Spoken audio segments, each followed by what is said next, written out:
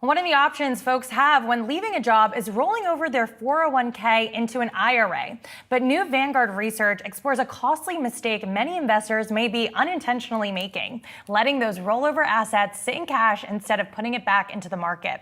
Yahoo Finance's Julie Hyman joins me now with a closer look.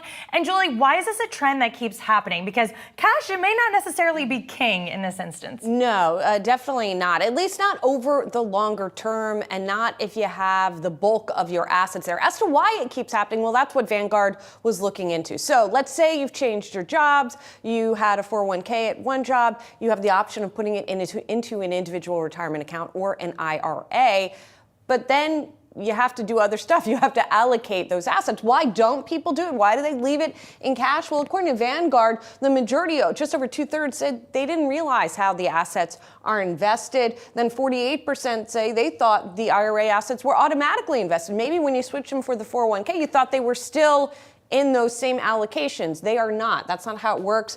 Some of them do prefer cash-like investment. About a third.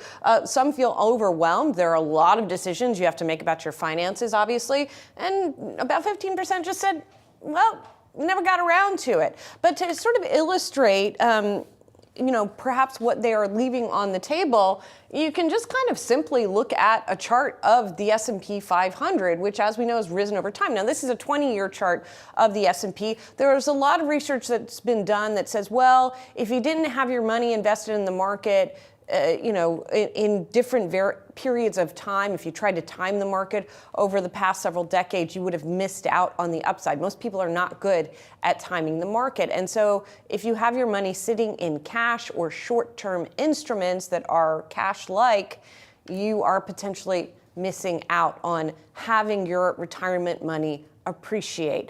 And what's more, again, according to Vanguard, is if you leave your money sitting for a little while, you tend to leave it sitting for a long time. In other words, if you don't do something with that cash, you don't allocate it into stocks or bonds for that matter, or anything else in the first, say, 12 months, you're more likely to not leave it there. In other words, what we're showing here is the years since rollover, and it goes out to 7 years here, how old these folks are and how they tend to sort of leave that cash sitting there.